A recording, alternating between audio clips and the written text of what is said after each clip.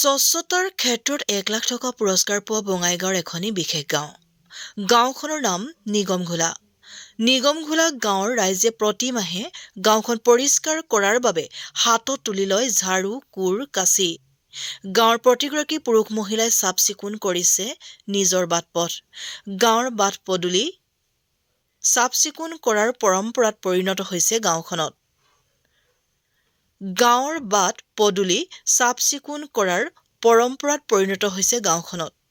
যি সময়ত চহৰসমূহত লেতেৰা আৱৰ্জনাৰে ভৰি পৰিছে, ঠিক তেনে সময়তে স্বচ্ছতা এক উৎকৃষ্ট নিদৰ্শন দাঙি ধৰিছে গাঁওখনৰ ৰাইজে। কাৰ্যসূচীটো আমি তেনেকুৱা হাতত লৈছোঁ যে চাফ চিকুণ থাকিলে ভাল হয় আৰু আমাৰ বহুত দূৰৰ মানুহবিলাক আহে আমাৰ ইয়াতে। চাফ এই লেতেৰ বেতেৰবিলাক দেখা পালেতো বেয়া লাগিব আৰু বেয়া গাঁও বুলি ক'ব। তাৰ বাবে আমি চব সময় চাফ চিকুণ কৰি ৰাখোঁ গাঁওটো। ইয়ে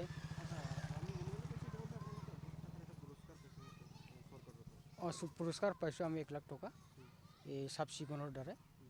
তাৰমানে আমি আৰু এই মৰমতে আমি চাফ চিকুণ কৰিব লাগে, কাৰণ যিমান আমি চাফ চিকুণ কৰি থাকে ইমানেই ভাল হ'ব বুলি গাঁৱৰ মানুহবিলাকক আমি কোৱা হৈছে। আৰু আমি মিটিং পাতিছোঁ যে আমি প্ৰত্যেক মাহে আমি ওলাই কিনি গাঁওটো চাফা কৰে। অকল ৰাস্তা ঘাটও নহয়, আমি ঘৰে ঘৰে কিছুমান ঘৰৰ পৰাও লেতেৰা বেতেৰা আছে, তাতো যাই কিনে আমি হেৰি কৰে, চাফা চুফা কৰে।